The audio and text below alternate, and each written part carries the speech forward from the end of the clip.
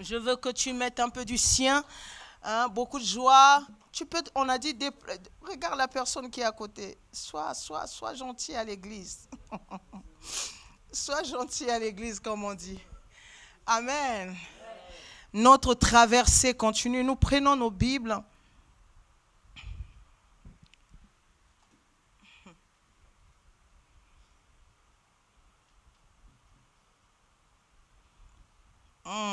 Vous êtes là? Je vais commencer dans 1 Samuel 13, à partir du verset 20. Normalement, c'est tout le chapitre. Vous écrivez tout le chapitre. Mais je vais lire juste des portions et on parlera par la grâce de Dieu. Amen. Je lis au nom de Jésus. La Bible dit ceci. Et chaque homme en Israël descendait chez les Philistins pour aiguiser son soc, son oyo, hein, c'est comme ça, hein, sa hache et sa bêche. Quand le tranchant des bêches, des oyaux, des tridents et des haches était émoussé, et pour redresser les aiguillons, il arriva qu'au jour du combat, il ne se trouvait ni épée ni lance entre les mains de tout le peuple qui était avec Saül et Jonathan. Ils ne sont trouvés qu'auprès de Saül et de Jonathan son fils. Je vais reprendre le verset 22 et je voudrais que vous le lisez, vous le regardez avec moi parce que voilà. Il arriva qu'au jour du combat, il ne se trouvait ni épée ni lance entre les mains de tout le peuple qui était avec Saül et Jonathan. Ils ne sont trouvés qu'auprès de Saül et de Jonathan son fils. Est-ce qu'on est ensemble? 1 Samuel 17.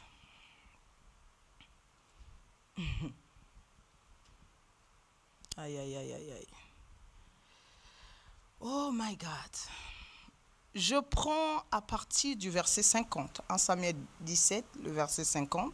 Et là encore, c'est tout le chapitre qu'il faut lire pour comprendre bien l'histoire. Aimer la lecture. Amen. Amen. Ok. Ainsi, avec une fronde et une pierre, David fut plus fort que le Philistin. Il le terrassa et lui ôta la vie, sans avoir d'épée à la main. Amen. Amen. Ok. Il courut, s'arrêta près du Philistin, se saisit de son épée qu'il tira du fourreau, le tua et lui coupa la tête. Mais c'est quand même bizarre. Hein? Le verset 50 dit qu'il était déjà mort. Le verset 51 redit encore qu'on l'a tué pour une deuxième fois. Je ne sais pas quelle histoire se cache ici. Amen. Le tua et lui coupa la tête. Les Philistins, voyant que leur héros était mort, prirent la fuite. Je vais lire encore un dernier verset, permettez-moi. Ok, 54. La Bible dit ceci. David prit la tête du Philistin et la porta à Jérusalem. Donc, David prit la tête de Goliath et l'emmena à Jérusalem. Saisissez cela. Et il mit dans sa tente les armes du Philistin. Lorsque Saül avait vu David marcher à la rencontre du Philistin, il avait dit à Abner, chef de l'armée, « De qui ce jeune homme est-il le fils Abner ?» Abner répondit, « Aussi vrai que ton âme est vivante, ô roi, je l'ignore. Je passe, et je viens au verset 54, et 57 plutôt.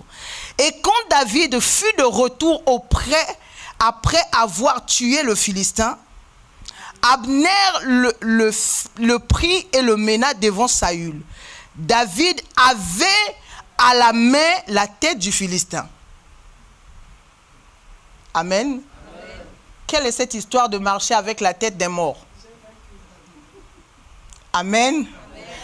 Prenez place. Amen, amen.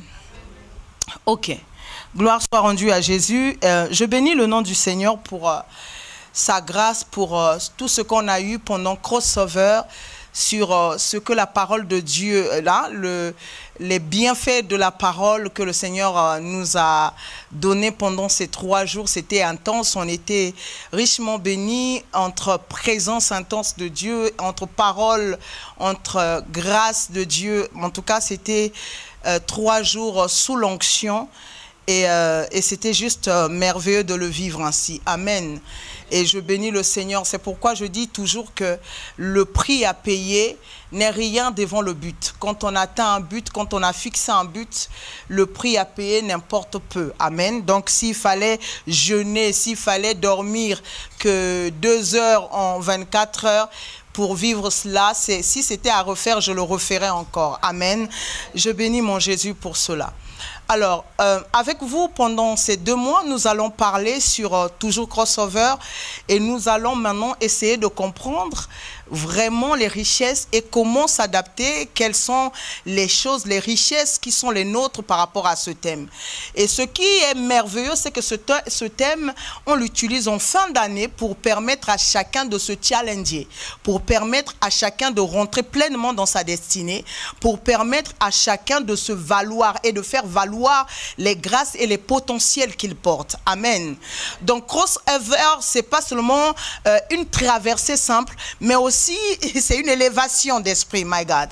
C'est une dimension spirituelle qui monte, c'est une autorité spirituelle. Au fait, tu quittes une dimension où tu étais esclave pour la liberté. Donc, c'est l'élévation spirituelle. Amen. Et ça, c'est quelque chose de formidable. Je vais essayer par la grâce de Dieu de ne pas être longue, si du moins le Saint-Esprit me le permet, parce que on vient de Toulouse, on n'a pas dormi presque 48 heures, et je vous assure que se tenir debout comme ça, c'est pas évident. Donc je vais essayer, par la grâce de Dieu, de libérer ce que le Saint-Esprit va mettre dans mon corps. Toutefois, c'est lui le roi. Donc s'il veut voilà, faire plus, il fera plus. Déjà, comment je sens mon esprit à l'intérieur qui bouillonne, bon, j'essaye voilà, de le laisser faire. Ok. Aujourd'hui, je vais partager avec vous une pensée, une portion, un point. La technologie, Crossover 2 points, la technologie des traversées. Amen. Crossover 2 points, la technologie des traversées. Je vais vous inviter aujourd'hui à comprendre ce qu'on appelle la traversée, la technologie des traversées. Amen. Et je reviens sur mes propos, Corinne, pour dire ceci. Pour traverser un monde, il est obligatoire de comprendre et de connaître le monde qu'on traverse. On ne traverse pas les mondes pour le plaisir de les traverser. Si vous voulez traverser un monde, il vous faut connaître les habitants de ce monde, il vous faut connaître le fonctionnement de ce monde, il vous faut connaître ce qui entoure les forces de ce monde. Regardez ce qui se passe dans Exode 12, Exode 10, Exode 11, Exode 12, 13. Le Seigneur est en train de dire quelque chose de fort à Moïse. Corinne, il dit, je vais endurcir le cœur de Pharaon. Ça veut dire que pour que Israël sorte d'Égypte, cela dépendait aussi du cœur de Pharaon. Ça veut dire que si on n'avait pas traité avec Pharaon, la sortie ne serait pas possible. Donc la traversée était possible avec l'accord du Pharaon. Et si Pharaon n'avait rien dit, fermé les portes, Israël ne pouvait pas sortir de l'Égypte. Donc par là, il y a un enseignement fort, pasteur, qui nous apprend ceci, que vous ne pouvez pas traverser un monde sans avoir traité avec le géant qui est dans le monde. Vous ne pouvez pas traverser un monde sans connaître le peuple de ce monde-là, sans comprendre les habitants. Ça veut dire que pour que vous traversez un monde, il faut d'abord faire, c'est-à-dire mettre par terre les géants de ce monde. Ok? On ne traverse pas les mondes sans connaître les forces de ces mondes-là. Un monde que tu traverses, écoute-moi très bien, est un monde que tu as gagné, Mélissa. Tu ne peux pas traverser un monde que tu n'as pas gagné. Si Dieu n'avait pas gagné Israël, oh my God, si Dieu n'avait pas gagné Israël, Israël ne sortirait pas. Donc c'est-à-dire sortir d'Israël, pour traverser plutôt l'Égypte, il a fallu d'abord, pour sortir de l'Égypte, il a fallu, Alex, d'abord que Dieu gagne les géants, d'accord? Les géants d'Égypte. Et tant que les géants d'Égypte n'étaient pas gagnés, la traversée n'était pas possible. Et ce qui est grave dans cette histoire, c'est ce que Dieu dit, Manu. Dieu dit, j'endurcirai le cœur de Pharaon. Mais quel rapport avec le cœur de Pharaon? Parce que dans le cœur de Pharaon se trouvait une mentalité, une façon de faire, une façon d'agir. Alléluia. Vous ne pouvez pas, les amis, traverser des mondes comme vous voulez. Il faut comprendre d'abord les exigences. Alors, quelles sont les exigences qui nous emmènent à traverser les mondes? Ces exigences, c'est ce que moi j'appelle la technologie des traversées. Amen. Donc, en fait, quand vous avez besoin de traverser, il faut comprendre les exigences. Regardez-moi un peu, Evelina. Pour traverser un monde où il y a les eaux, il faut chercher le moyen de vaincre les eaux pour pouvoir traverser ce monde-là. Ok? Pour traverser un monde qui a un désert, il faut gagner le désert pour traverser ce monde-là. D'accord? Donc on se rend compte que si on ne comprend pas des exigences, pasteur, pour c'est-à-dire aller de l'autre côté, les exigences qu'on met, par exemple, pour vous le dire simplement, par exemple, parce que je sais qu'on a des enfants dans la salle, donc parfois j'oublie ça. Par exemple, le monde des eaux, par exemple, je vais dire, pour quitter l'Europe, pour aller en Afrique, il y a les eaux, il y a la Méditerranée qui est là, il y a l'Atlantique qui est de l'autre côté, amen. Mais pour quitter l'Europe et aller en Afrique, par exemple, ou encore pour quitter l'Europe pour aller en Amérique, il y a l'Atlantique qui est là, au fait, amen. Mais comment traverser? Il faut comprendre les exigences, soit traverser par un bateau, soit traversé par l'avion. Donc, quelles sont les exigences? Les exigences, c'est quel moyen de transport emprunter pour aller de l'autre côté. C'est ça qui est important. Mais pour comprendre le moyen de fonctionnement, pour aller de l'autre côté, il faut faire appel à ce qu'on appelle la mentalité. La mentalité te fait découvrir les exigences et les lois des traversées. Ça veut dire que ici, ça exige un bateau. C'est un peu compliqué, mais il faut que je pose des fondements. Amen.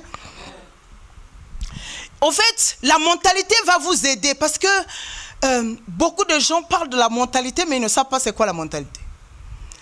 La mentalité vous montre quoi faire et quel couloir emprunter pour arriver à vos fins. Le problème chez les gens, c'est quoi? Quand ils arrivent devant les traversées, dites-vous ceci, les traversées sont des espaces vides. Premièrement, Saint-Esprit, aide-moi à vous dire les choses calmement et... Ok. Les traversées sont des espaces vides d'abord. Les traversées sont aussi des mondes. D'accord? Donc on peut traverser l'espace vide, on peut traverser un monde aussi. Ok? Les traversées sont aussi les montées. Oui, on prendra. On a 2 mois, on va parler tranquillement. Donc, n'ouvrez pas les yeux. Donc, soyez juste calmes et prenez le soin d'écouter ce que le Saint-Esprit a à nous dire. Amen. Donc, les traversées, ma chérie, ce n'est pas seulement aller de manière horizontale. C'est aussi de la manière verticale. Ok? Les traversées, Jésus a traversé les cieux. Mais il n'a pas traversé les cieux de la manière horizontale. Jésus a traversé les cieux de la manière verticale. Attention. Alléluia. Donc, on comprend que les traversées ont plusieurs formes. Et il y a plusieurs formes de traversées. Regardez quelque chose qui se passe. Nous avons lu dans nos Bibles, parce que ce n'est pas que écrit dans ma Bible, c'est la vôtre aussi, fils. Dans ce que nous venons de lire, dans 1 Samuel 13, on nous apprend une histoire. On nous apprend que Israël, pour même, c'est-à-dire utiliser son couteau, pour utiliser tout ce qu'il avait comme instrument de fer, il fallait partir chez les Philistins pour les aiguiser. D'accord? En ce temps-là, pour combattre femme de Dieu, il fallait avoir du fer et il fallait savoir manipuler le fer. Mais sauf qu'Israël était incapable de manipuler le fer ou de travailler le fer. Pour travailler le fer, Israël était obligé de traverser, d'aller chez les Philistins. Et pire encore, c'est que quand ils allaient chez les Philistins, femmes de Dieu, ils allaient là-bas dans le but de laisser les Philistins travailler pour eux.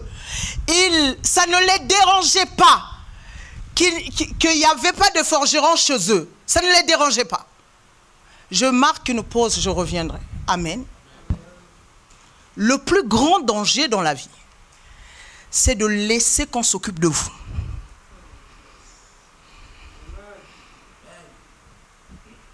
C'est les hommes qui ont plus dit Amen. Hein, et c'est eux qui se laissent... c'est eux, c'est vous. On vous fait à manger, on vous fait tout là. C'est vous qui dites Amen. Gloire à Dieu. Je crois que mes fils sont différents. C'est ça, hein? Ah, je crois que mes fils... Là, vous n'avez pas dit Amen. Ah, ok. Donc, faites très attention dans la vie quand on vous donne tout et que vous êtes incapable de produire quoi que ce soit. Première chose. Deuxième chose, faites très attention dans la vie quand vous dépendez de quelqu'un. Ok? Faites très attention dans la vie quand les choses importantes, les choses utiles de votre destinée sont faites par une personne et que vous-même, vous n'êtes pas en mesure de les faire. Israël était un peuple qui avait Dieu, mais qui était incapable d'avoir un forgeron. Dans tout Israël, tout un peuple, ils étaient obligés d'aller chez les voisins. Et là, je vais ouvrir quelque chose que je trouve assez important, Alex. À cause de la mentalité de la richesse et des bureaux, aujourd'hui, les gens choisissent le travail. Choisissent quel genre de travail faire et quel genre de travail ne peuvent faire. Ils ne peuvent faire. Amen. Et en faisant cela, ils sont en train d'handicaper le peuple et le pays. Ça veut dire qu'il y a des choses chez nous, on ne trouvera jamais parce que nous avons refusé de faire un type de travail. Alléluia. Donc si on devient faible dans la vie, c'est aussi par rapport au choix. La grandeur et l'élévation ne dépendent pas du type de travail qu'on a. C'est plutôt là qu'on met dans ce qu'on sait faire. Ouf. Alléluia. C'est-à-dire que tel que vous êtes là, on vous dit que oh non, être coordonné, c'est n'importe quoi. Mais vous, en étant coordonné, ma petite fille, je prophétise sur toi au nom de Jésus. Tu dois marquer ta génération avec l'art de tes mains. Amen. C'est-à-dire que là où les autres ne voyaient pas la gloire dans ce métier, toi tu viendras avec une gloire. Parce que il faut arrêter de croire qu'il y a des sauts métiers. Non, il n'y en a pas, ça n'existe pas. Amen. Israël s'est rendu faible. Pourquoi? Parce qu'il ne savait pas travailler le fer. Il ne savait pas travailler le fer, c'est tellement grave. C'est que comme il ne savait pas travailler le fer, ce qui s'est passé, c'est que le jour du combat, il n'y avait que 2 personnes qui avaient les armes. Et tout le peuple n'avait pas les armes. Le verset que nous avons lu, le verset 20-21 est en train de nous dire quelque chose de grave. 1 Samuel 13 nous dit quoi? Que, au fait, tout le peuple n'avait pas des armes et les armes n'étaient qu'auprès de Saül et de Jonathan. Mais au fait, donc ça veut dire que tout le peuple qui partait en guerre, ils étaient, c'est-à-dire destinés à la mort. Pourquoi? Parce qu'ils n'avaient pas d'armes. C'est pourquoi dans la vie, les amis, il y a des armes qu'on ne perd pas. Il y a des armes. La prière est une arme, par exemple. L'obéissance est une arme, par exemple. Ouf. Amen. Le respect de la parole de Dieu est une arme. Et il y a des armes qu'on n'attend pas sur le voisin. En fait, ce que j'essaie de dire, c'est quoi? On ne combat pas avec les armes du voisin.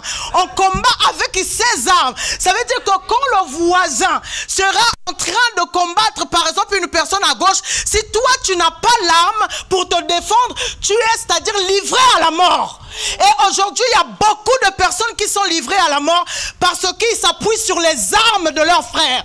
Tu ne peux pas t'appuyer sur les armes de ton frère. Tu ne peux pas t'appuyer sur les armes de ta sœur. Il te faut tes propres armes. Amen. Amen. Tu n'iras nulle part avec l'intelligence de l'autre.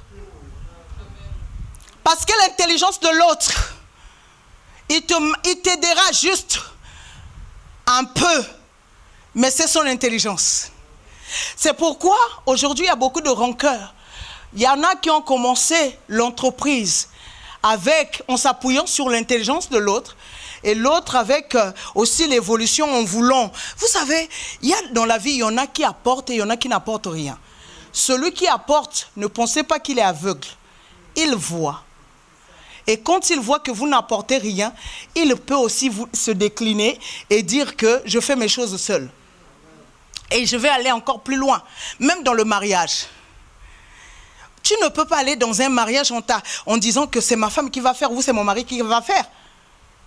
Tu ne peux pas t'appuyer sur les biens de l'autre. Ce n'est pas possible. Amen. Moi, je suis votre prophétesse et c'est moi qui dis ça. La reine de Sheba, quand elle est venue voir Salomon, elle a ramené des biens. Connaissons la richesse de Salomon. Même auprès des grands, ayez votre richesse. Amen. Amen. Même si ce n'est pas beaucoup comme l'autre, mais aie quelque chose à toi. N'attends pas. Si l'autre le fait de bon cœur comme Christ, il le fait. Mais n'attends pas. Je ferme la parenthèse et je reviens dans la prédication. N'est-ce pas? Donc, en Israël, il n'y avait pas de forgeron. Donc, regardez quelque chose. À Samuel 17, David prend le soin d'aller en combat. Et Israël est menacé, fils, pendant 40 jours. Et Israël est traumatisé. Mais comment Israël peut aller en guerre? Israël n'a rien. Comment Israël peut aller en guerre? Amen. Comment Israël doit faire? Le problème, c'est lequel? Il y a des ennemis qu'il ne faut jamais provoquer. Amen. Les Philistins, c'est les ennemis redoutables. Quand vous lisez l'histoire de la Bible, vous allez constater que c'est même un peuple qui faisait peur et qui avait gagné, c'est-à-dire qui avait récupéré quelques territoires de l'Égypte. Personnes très ambitieux et très travailleurs. Regardez quelque chose. David tue Goliath. Moi, je pensais que ça allait s'arrêter là. N'est-ce pas? Il tue Goliath. Il tue Goliath d'abord en prenant la pierre. Par la pierre, premièrement, la pierre a mis Goliath KO. Amen. Et puis il est venu, il a retiré l'épée de Goliath parce qu'il n'avait pas d'épée. Il retire l'épée de Goliath et il fait quoi? Oh yes, God. Il coupe la tête de Goliath. Il prend les armes de Goliath. Il va mettre les armes de Goliath dans sa tente, chez lui à la maison. Oh! Il prend encore la tête de Goliath. Maintenant, il commençait à marcher avec cette tête. Il y a quelque chose de grave. Au fait, David savait que Goliath était la technologie des Philistins. Ça voudrait dire que si lui comprenait qui était Goliath, il allait pouvoir exterminer les Philistins. Donc, en fait, la grande vérité, c'est que tuer Goliath n'est pas tuer les Philistins. Ouf!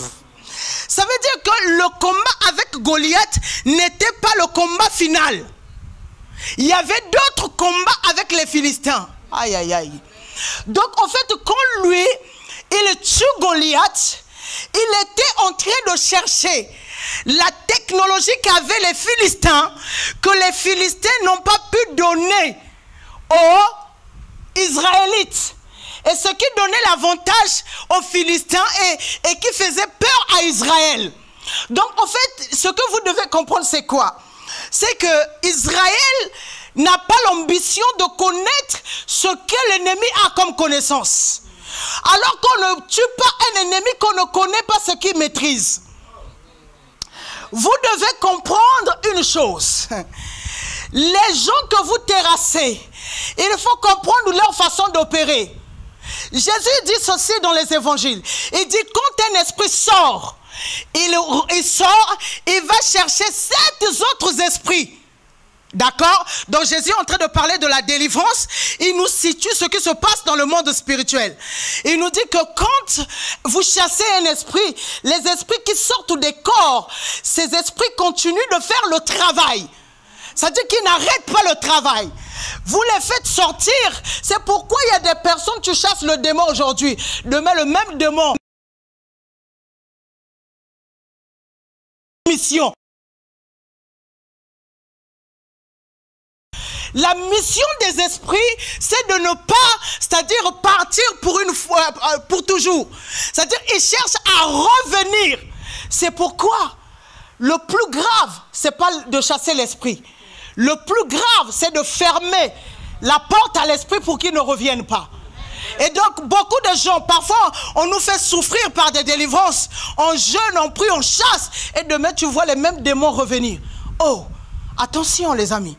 D'accord? Donc, le plus dur, ce n'est pas un esprit que tu chasses. Le plus dur, c'est ne plus faire revenir cet esprit à l'intérieur de toi. C'est ça le plus dur. Amen, amen. Donc, en fait, David, en gagnant le combat avec Goliath, son esprit s'ouvre. Et commence à dire que tant que je ne découvre pas comment les Philistins y font pour mettre la pression aux gens et pour dominer. C'est-à-dire que si moi je n'étudie pas c'est qui un Philistin, si moi je n'apprends pas à connaître c'est quoi un Philistin, il me serait difficile de traverser leur peuple. Il me serait difficile de gagner leur monde et de les assujettir. La première chose que David prend, il cherche à comprendre l'épée de Goliath. Toute la force de l'armée des Philistins était cachée dans leur façon de manier l'épée. D'accord? Ce que Israël n'avait pas. C'est-à-dire la première chose que David a cherché à comprendre, pourquoi ils nous ont privés de cette connaissance. J'ouvre ici une parenthèse, très important. Au fait, il y a des lieux, je le disais au pasteur Naomi quand on venait, il y a des connaissances que le monde a décidé que ça sera seulement une catégorie de personnes qui vont l'avoir et d'autres catégories de personnes. Ils ont décidé pour vous. Je voudrais vous dire ceci. Aujourd'hui, le monde que nous avons manipule tous les hommes sans exception avec un genre de pensée. C'est-à-dire qu'il crée. Il crée des choses que vous ne pouvez pas créer. Il crée un téléphone que toi, tu ne peux pas créer. Et toi, tu es accro au téléphone. Lui, c'est la mission pour laquelle il a créé le téléphone et le pourquoi ils veulent que toi, tu sois accro sur ton téléphone. Ils ont une mission. C'est ce que les Philistins faisaient. Les Philistins, qu'est-ce qu'ils faisaient? Ils avaient refusé c'est-à-dire de communiquer leur savoir aux Israélites. À dessein, pourquoi? Pour maintenir Israël par terre sous leur influence, pour que Israël n'ait pas les armes qu'eux ils ont. Aujourd'hui dans ce monde-là, il y a des pays qui n'ont pas des armes nucléaires parce qu'on leur a fermé la porte de la connaissance. Et les enfants qui grandissent, ils grandissent aussi avec cette influence en eux. Ils ne cherchent pas à connaître autre chose. En fait, le plus dur, je disais au pasteur Naomi, le plus dur dans la vie servante de Dieu, ce n'est pas seulement ce que tu sais. Le plus dur, c'est ce que tu ne sais pas. C'est-à-dire qu'il faut que tu arrives à un moment donné, tu montes en vision panoramique. choses qui ont existé après toi.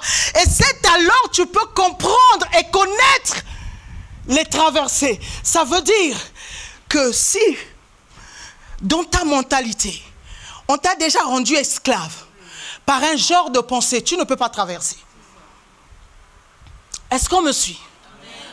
Donc, Israël est là. Ne peut pendant 40 jours, fils. Lisez 1 Samuel 17. Pendant 40 jours, ils ne peuvent ni bouger, ils ne peuvent rien faire. Pourquoi ils ne peuvent rien faire? Parce qu'un seul homme sort chaque jour pour les menacer. Parce que celui-là avait des épées. Et Israël n'avait pas des épées. Alléluia. Il détenait une connaissance, c'est-à-dire qu'Israël n'avait pas. Et à cela, Israël fait quoi? Israël tremble. Israël s'incline. Pourquoi il s'incline? Parce que les armes que l'ennemi a, il n'a pas. Je vais choquer un peu les choses. Aujourd'hui, les esprits qui vous embêtent ont des armes que vous n'avez pas. Et ça ne vous intrigue pas. Aujourd'hui, les esprits qui viennent vous violer les nuits ont des esprits, c'est-à-dire des façons de faire, une puissance qui dégage, une puissance que vous n'avez pas. Vous ne cherchez pas à aller chercher la vôtre. Vous ne cherchez pas à développer la vôtre. Et bizarrement, ce qui est grave, c'est que ces esprits continuent de dominer sur vous.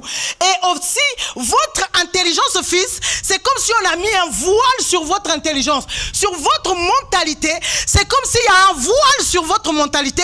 Et bizarrement, on vous dit les choses, ça rentre, ça sort. Personne ne se rend compte qu'on ne peut pas traverser, on ne peut pas gagner. On ne peut pas gagner un combat qu'on n'a pas, mais si on ne maîtrise pas la technologie de notre ennemi. Donc David, quand il prend le fer, il était en train d'étudier, il emmène le fer dans sa maison, il était en train d'étudier comment ils ont fait, comment ils ont constitué. C'est ce que Dieu a fait avec Pharaon. Oh my God. Dieu a voulu d'abord montrer à Moïse les fonctionnements et les capacités de Pharaon. Dieu sort un serpent. Pharaon sort un serpent. Amen. Dieu sort des sauterelles. Pharaon demande que Dieu enlève les sauterelles. Amen. C'est-à-dire qu'on est en train de voir qu'il y a une résistance auprès de Pharaon. Pharaon, Dieu, c'est-à-dire Dieu lui-même, il dit, j'endurcirai le cœur de Pharaon. Pourquoi? Parce qu'il fallait qu'il déploie son arsenal. Il fallait qu'il déploie tout ce qu'il avait comme force. Qu'est-ce que je sais de dire? Ce que je sais de dire, c'est quoi?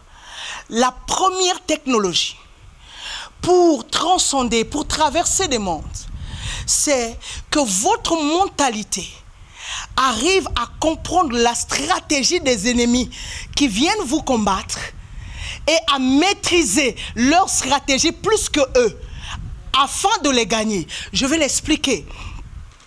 C'est-à-dire, il vous faut, pasteur, regarde-moi, il vous faut connaître la connaissance de vos ennemis. Il vous faut connaître comment vos ennemis se comportent. Il vous faut connaître comment vos ennemis planifient. Je disais aux enfants à la maison cette semaine que ce qui a fait que Napoléon soit Napoléon, c'est parce que ce monsieur a connaissé l'art de la guerre. Parce que lui, quand il fallait, c'est-à-dire quand il savait qu'il y avait un guet-apens et il y avait des ennemis qui venaient les combattre, il savait un peu, parce qu'il avait des espions, il savait un peu qu'ils allaient venir genre en novembre déjà se positionner dans tel endroit. Lui, depuis le mois de mai, il allait dans le lieu prévu. C'est-à-dire qu'il dévançait l'ennemi de sorte que quand l'ennemi venait, croyant que lui, il était dans ses appartements alors qu'il était déjà dans le lieu de combat. Au fait, vous devez comprendre, un roi, oh my God, un roi pour qu'il demeure roi, il faut qu'il pense 10 fois que le peuple. Amen. Donc, vous devez comprendre ceci. Pour avoir la technologie des esprits, il faut avoir une mentalité de stratégie. Il vous faut une... Oh my God. Hey, Nzambe. Écoutez, s'il vous plaît. Je vous dis ceci. Si vous n'avez pas une mentalité stratégique, il vous serait impossible de traverser des mondes. Dieu est un grand stratège. Il dit, attends, j'endurcis le cœur de Pharaon. Il endurcit, c'est-à-dire il ne le faisait pas par plaisir. Il le faisait pour déployer sa grandeur, pour déployer sa puissance et pour dire que peu importe la stratégie employée, je sais comment déjouer cette stratégie. C'est-à-dire que Dieu, là où il est, il attend seulement que vous, c'est-à-dire que vous résistez. Hein? Que vous montrez que vous avez des stratégies que lui ne peut pas. C'est-à-dire que Dieu attend que l'ennemi déploie son arsenal pour que lui, il vienne aussi montrer ses stratégies. En fait, le problème de Dieu, ou encore la façon de faire de Dieu, a toujours été d'être plus stratège que ses ennemis. Je veux dire à quelqu'un, lors de la guerre, la chose la plus importante, ce n'est pas les armes. Ce n'est même pas le nombre du peuple. Écoutez les amis, écoutez ce que je suis en train de dire. Si vous le saisissez, vous réussissez dans la vie. Je vais reprendre. Les armes ne font pas gagner. Ok? Amen. Les armes ne font pas gagner le combat. Non. Amen. Amen. L'influence ou l'autorité d'un président ou d'un roi ne lui donne pas les victoires. La seule chose qui donne la victoire à un roi, c'est la mentalité stratégique. C'est-à-dire penser comme l'ennemi et déjouer le plan de l'ennemi. Et j'ai envie de dire au peuple de sacerdoce, le Seigneur m'envoie vous dire qu'en cette fin d'année, il faut que vous ayez une arme pour traverser le monde, une arme pour traverser les géants, une arme pour contrer les plans du diable. Cette arme s'appelle la mentalité stratégique. C'est ça la technologie qui fait tomber les géants. C'est ça la technologie qui fait peur à nos ennemis. C'est ça la technologie qui cloue les ennemis. Je dis à quelqu'un, perdre dépend de la mentalité. Gagner dépend de la mentalité. Je le dis encore mieux, Lorenzo. La faiblesse d'un corps dépend de la mentalité. Il y a des corps épuisés. Mais quand on a une mentalité stratégique, on ne se laissera pas faire. C'est pourquoi je veux parler aux géants de sacerdoce. Je vais vous dire ceci. Vous ne pouvez pas vous laisser faire. Peu importe les démons, peu importe les ennemis. Ayez la mentalité. Fils, on t'a gagné aujourd'hui, c'est pas fini. Tant que tu as le souffle de vie, le combat n'est pas fini. Aïe, aïe, aïe, aïe. Tant que tu as le souffle de vie, le combat n'est pas fini. Je veux dire ceci. Frapper Jésus, humilier Jésus, ce n'est pas fini avec lui. Ce n'est pas fini. Pourquoi? Parce que demain il se relèvera. Mais le corps que tu as frappé, il se relèvera en un autre corps. Et le corps qui va se relever, ça ne sera pas un corps qu'on touche. Ça ne sera pas un corps qu'on peut manipuler. C'est pourquoi je dis, tout dépend de la mentalité stratégique.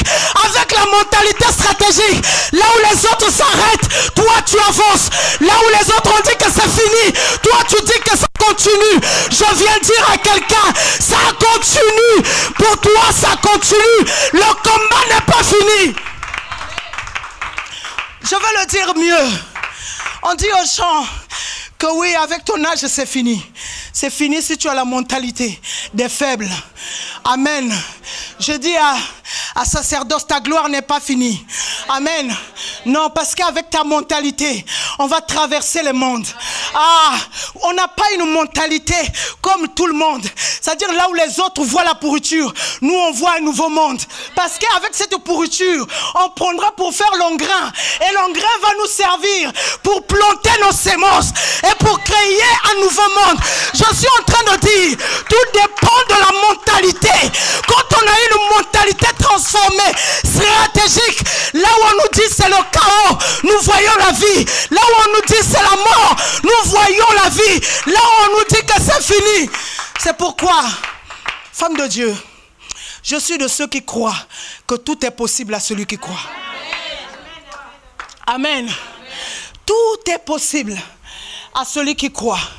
C'est pourquoi je crois, même un homme méchant peut devenir bon. Amen. Une femme insoumise peut être une femme soumise. Je crois à la mentalité de mon Jésus. Mon Jésus avait une mentalité de transformer les réalités. Ouf! Il avait une mentalité. Quand il voyait les réalités, pasteur, il ne s'arrêtait pas. La Bible me dit, un jour, il sortait et il voit comme ça une femme. On l'appelle la veuve de Naïn. Et elle n'avait qu'un fils unique. Quand Jésus voit le convoi de la mort, on était prêt à aller enterrer cet enfant. Quand on voit, my God, c'est-à-dire que les pleurs qui disaient c'est fini. Déjà, il y en a qui pleuraient parce que la femme n'avait pas de mari et le fils unique est encore parti. C'est-à-dire là où tout le monde était d'accord à s'accorder à son malheur, un Jésus sort. Il dit, moi je ne m'accorde pas à votre idéologie. Moi je ne m'accorde pas à votre pensée d'aller enterrer. Moi j'ai d'autres pensées de ramener la vie. Il dit ceci, oh mon Dieu, il arrête le convoi de la mort. J'aime la Bible. Il arrête le convoi de la mort. Quand il arrête le convoi de la mort, les gens sont choqués. Qu'est-ce qu'il va faire? Il dit, jeune homme, lève-toi. Et tous ceux qui étaient là ont compris que qui est celui-ci qui peut venir changer des réalités.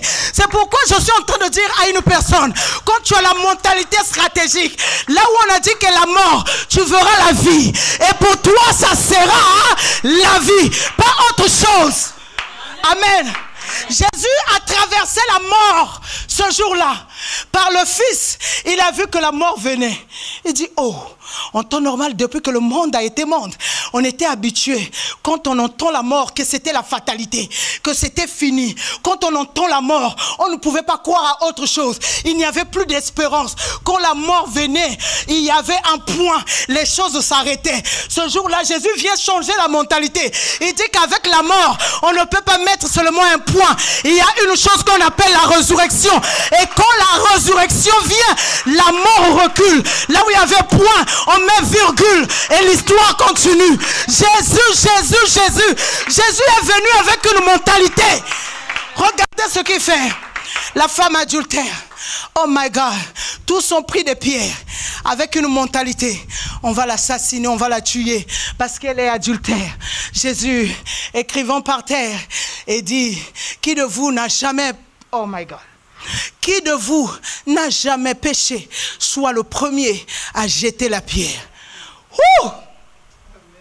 C'est l'histoire de mentalité. La stratégie de Jésus n'était pas la guerre. Ce jour-là, Jésus n'a pas sorti des pierres. Est-ce que vous vous rendez compte? Il n'a pas sorti des pierres pour combattre ces personnes. Il n'a pas défendu avec des pierres. C'était une mentalité. Et Jésus leur a fait face, il a mis devant le miroir. Il a dit, regardez votre mentalité. Amen. Regardez, si vous pouvez, avec cette mentalité que vous avez, tuer cette femme, alors tu es là. Jésus n'a pas défendu. Mais ce que j'aime, la mentalité de Christ a commencé à ramener le défaut de chacun devant soi. Oh, toi, tu as oublié ce que tu as fait il y a 2 jours. Ah, mais toi, tu as oublié. Du plus grand au plus petit, tous ont posé leurs pierres. Pourquoi? Jésus nous montre, depuis que le monde a commencé, la plus grande force de l'homme, c'est les mentalités stratégiques. Amen. Et ce que l'église a été dépossédée, ce qu'on a enlevé, asseyez-vous, je vais bientôt finir, je vais bientôt chuter. J'avais dit que, voilà, mais bon. Amen. J'avais dit que, mais voilà. Oh les amis, au fait, plus j'évolue avec Jésus, plus je commence à voir certaines choses banales. Amen. Plus je cherche Jésus. Vous savez, le ministère est très ingrat. Vous ne pouvez pas savoir comment le ministère est ingrat. Je vous dis ça, pas pour le plaisir de vous dire, servant de Dieu, le ministère est très ingrat. Tu vas jeûner, prier, chercher Dieu, oubliant ta vie, oubliant ta famille. Mais la plupart du temps, le ministère te paye dans les... C'est-à-dire que de manière... Ouf. c'est très ingrat. Au point où nos aînés ont décidé de ne plus faire certaines choses avec l'Église. Je vous parle à cœur ouvert. La majorité des pasteurs n'aiment plus aider les peuples. Pourquoi? Parce que l'ingratitude. Tu fais quelque chose, les choses sont tordues. Tu fais quelque chose dans le but de les aider. Je vais vous le dire.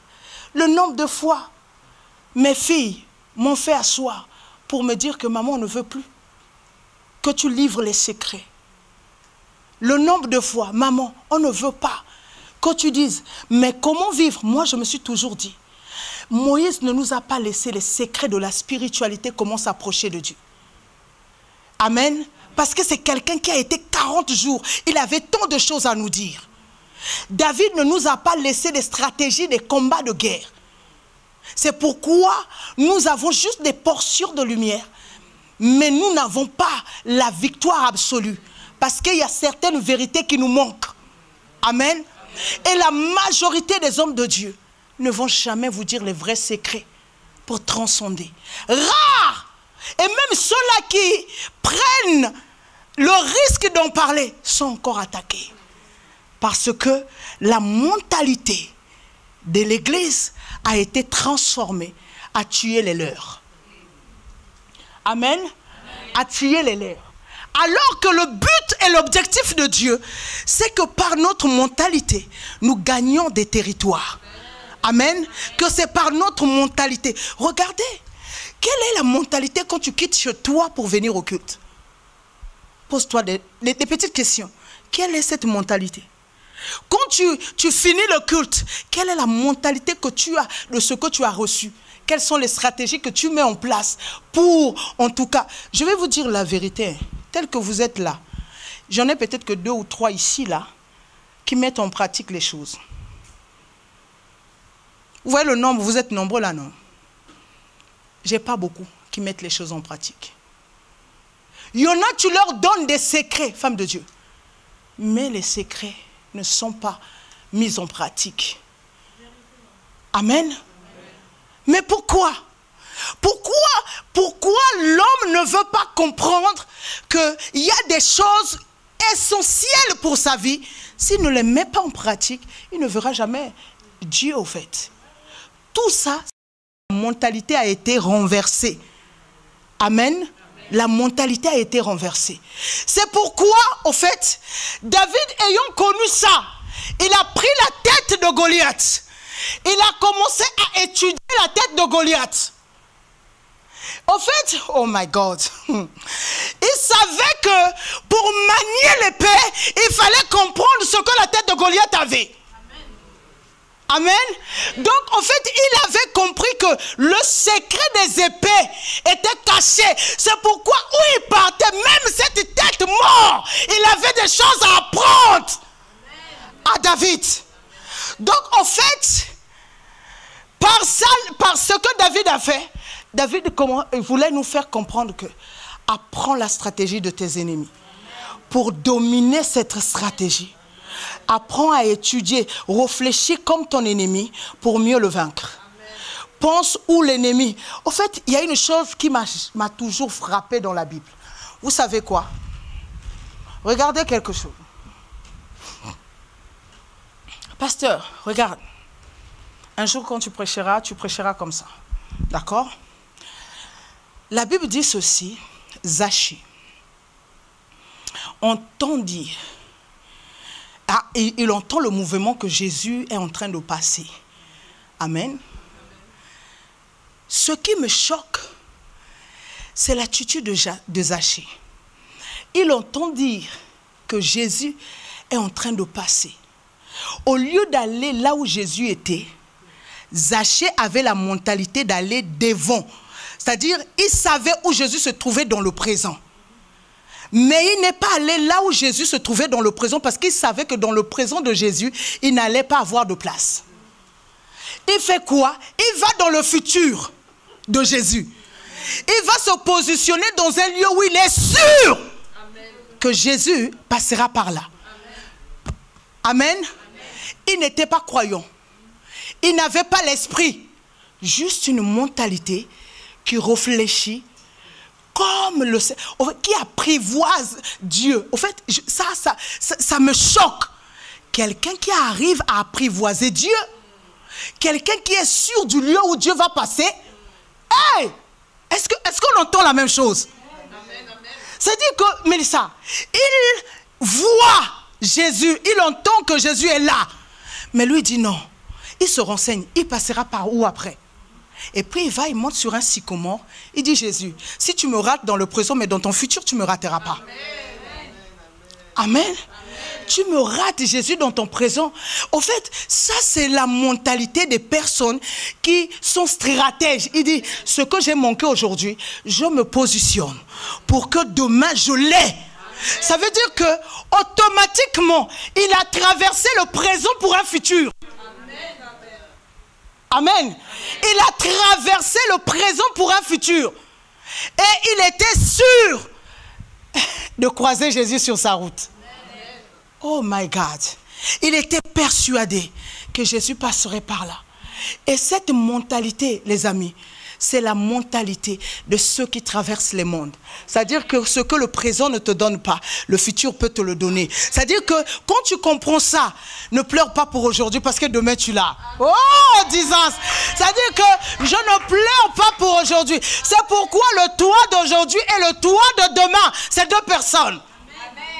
Amen. C'est pourquoi Jésus a besoin qu'il y ait des gens stratégiques. C'est pourquoi ne t'arrête pas sur les pleurs d'aujourd'hui. Ne t'arrête pas sur la douleur d'aujourd'hui. Sur le manque d'aujourd'hui. Ne t'arrête pas sur ça. Ne t'arrête pas sur, c'est-à-dire les incompréhensions d'aujourd'hui. Parce que si tu as la stratégie nécessaire, je vous assure les amis, demain, vous aurez des fruits. Amen, meilleur. Et vous allez traverser les mondes. Ça veut dire, j'ai compris. Quand Dieu te dit non aujourd'hui, demain il te dira oui. Amen. Zachée, mentalité. Et ce qui est grave ici, que ce soit les Philistins, que ce soit Zachée, on se rend compte que ça n'a rien à voir avec le Saint-Esprit. Ce sont des habiletés d'abord naturelles. Est-ce qu'on est d'accord? Est-ce que les Philistins ont Dieu pour... En fait, il y a une chose qui m'a toujours frappé, c'est Ésaü.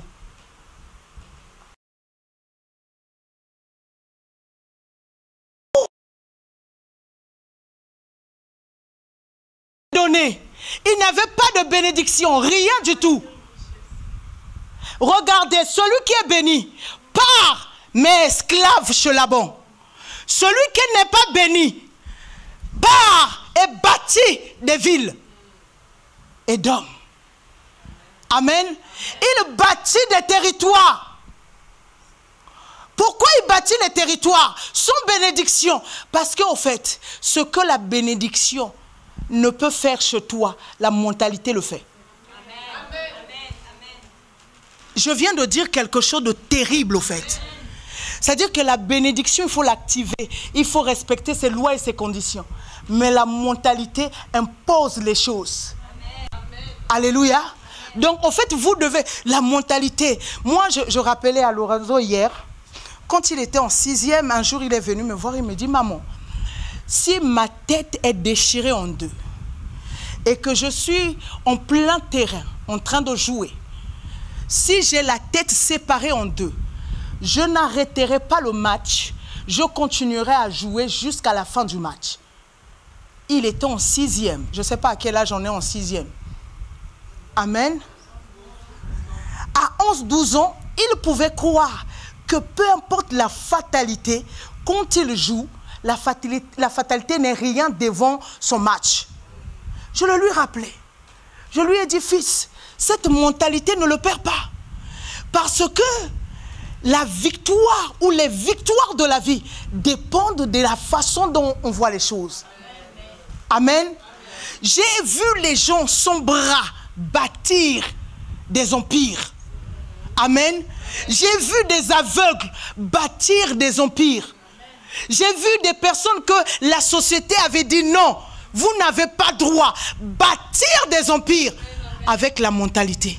Et ce qui est grave, c'est qu'on n'a pas besoin d'aller forcément Amen.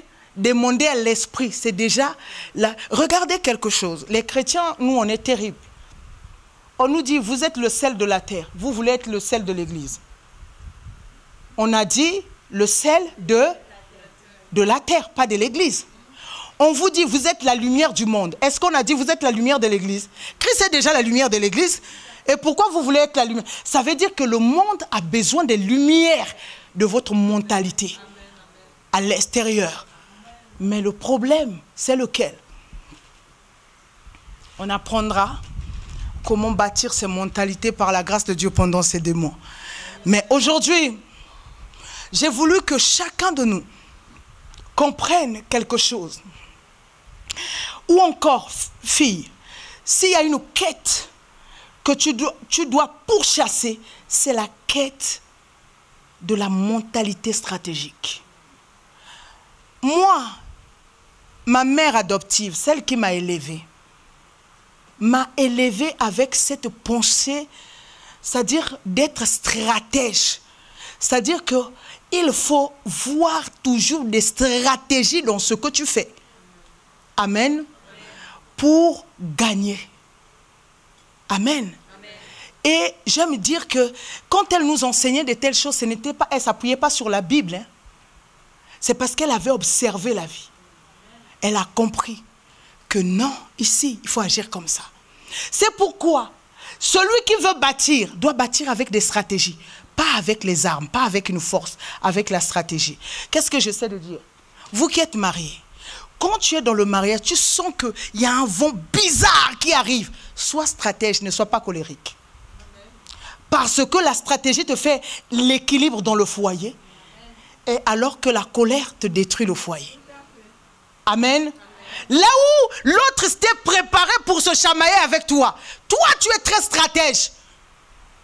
Tu viens avec, tu vois, un truc où il aime, qui le fait souvent rire. Tu dis, oh, toi aussi, laisse tomber, mais t'es vraiment bizarre. Hein? Oh, regarde, quand tu fais cette tête-là, tu me fais trop rire.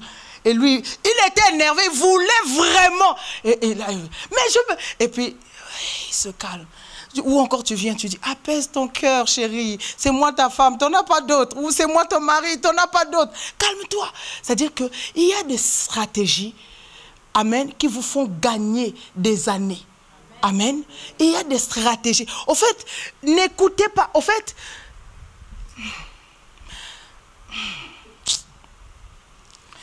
je vais vous le dire. Il y a peut-être 2 ans, j'ai changé ma façon de prier.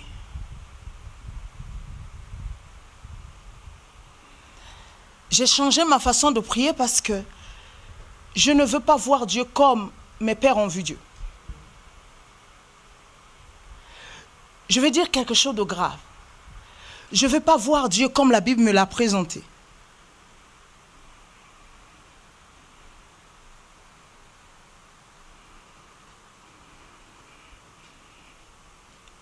Je veux voir Dieu.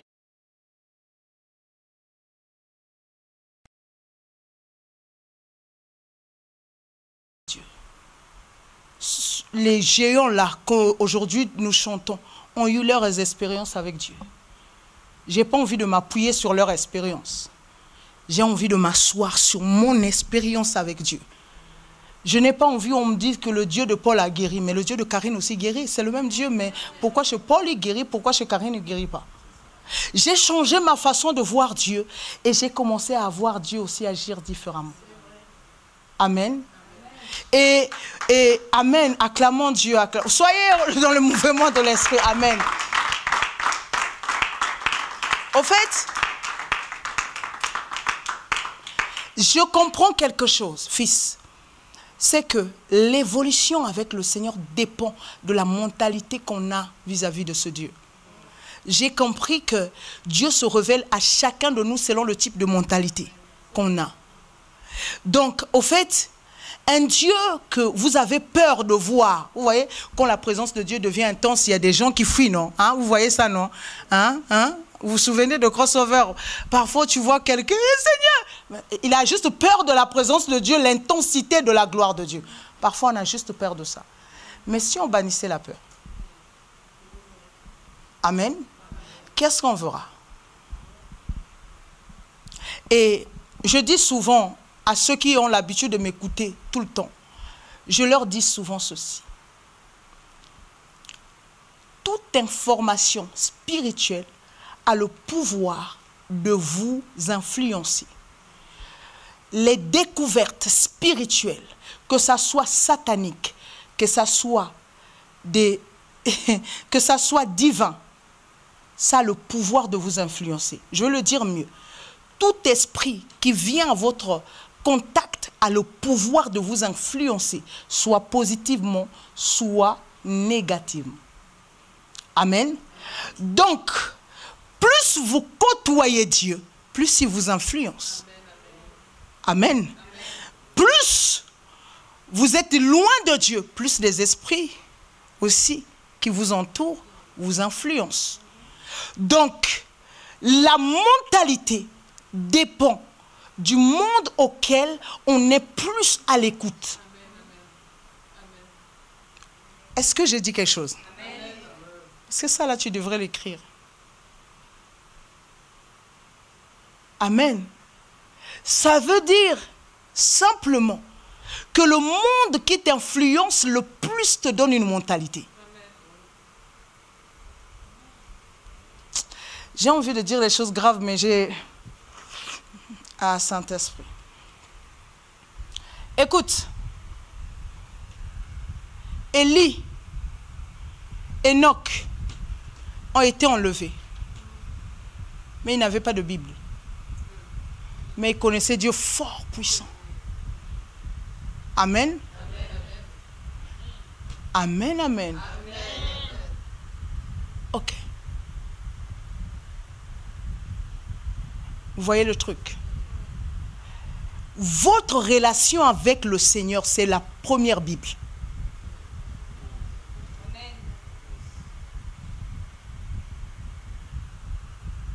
Ce que vous découvrez là-bas, la Bible vient juste attester cela. Je vais finir dans 5 minutes. Vous devez juste savoir que la Bible vient confirmer ce que vous avez reçu en intimité. Amen. Mais la force d'une mentalité est dans ce qu'on a expérimenté. L'intimité, c'est une Bible expérimentable. Ouf! C'est-à-dire que l'intimité, c'est cette Bible où tu expérimentes. C'est-à-dire que tu vois la Bible, c'était avant toi. Mais dans l'intimité, tu vis la Bible. Et c'est là où la mentalité stratégique, c'est avec cette mentalité qu'on traverse le monde. Amen. Donc la première technologie, je n'ai pas fini, hein?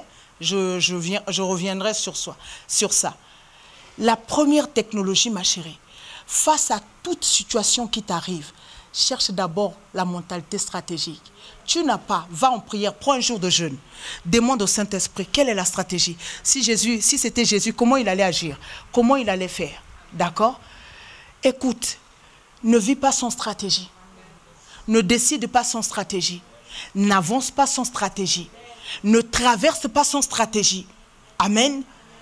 Il faut que tu sois stratège. Regardez quelque chose. Le diable pensait que c'était lui qui tuait Jésus. Alors que Jésus a été tué avant la fondation du monde. Et dans le temps, Dieu voulait juste un exécuteur. Amen. Le diable pensait que c'était son plan. Alors que c'était le plan de Dieu que le diable fasse ce que Dieu voulait. Il faut que tu arrives à faire à tes ennemis tes choses. Amen. Il faut que tu arrives à faire ça. Il faut que tes ennemis arrivent à faire ce que toi tu veux. Je vais vous faire rire et je me trahis en même temps, c'est pas grave. Parfois, souvent c'est avec Naomi. Parfois j'ai envie qu'elle fasse quelque chose. Je vais lancer juste une parole. Et je sais pertinemment comment elle va agir. Je le sais. Mais là, j'attends qu'elle agisse. Et elle va tomber dans le panneau correctement. Mais elle ne sait jamais que c'était à dessein, en fait, que c'était voulu. Mais là, aujourd'hui, elle va commencer à le savoir. Amen. Et je le fais encore avec Lucille. Donc, Lucie plutôt. Donc, parfois, elle est là, je la regarde, elle cherche à lire qu'est-ce que mon regard veut dire. Et là, je la regarde pour qu'elle croie ce qu'elle a envie de croire là. C'est-à-dire que je la fais comprendre ce qu'elle est en train de comprendre en me regardant. Et puis là, elle comprend. Ah, d'accord, pardon, maman.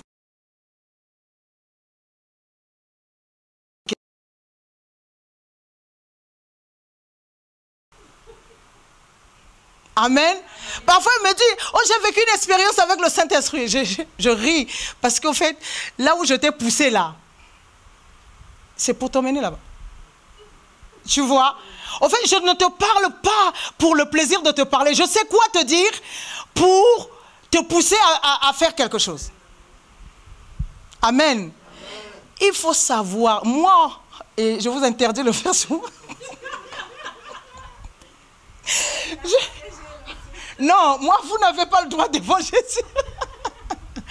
Vous n'avez pas le droit devant Jésus de me faire ça. Ne me regarde pas comme ça. Vous n'avez pas le droit de me faire ça. Et attention, hein. Pas de manipulation ici, là. Non.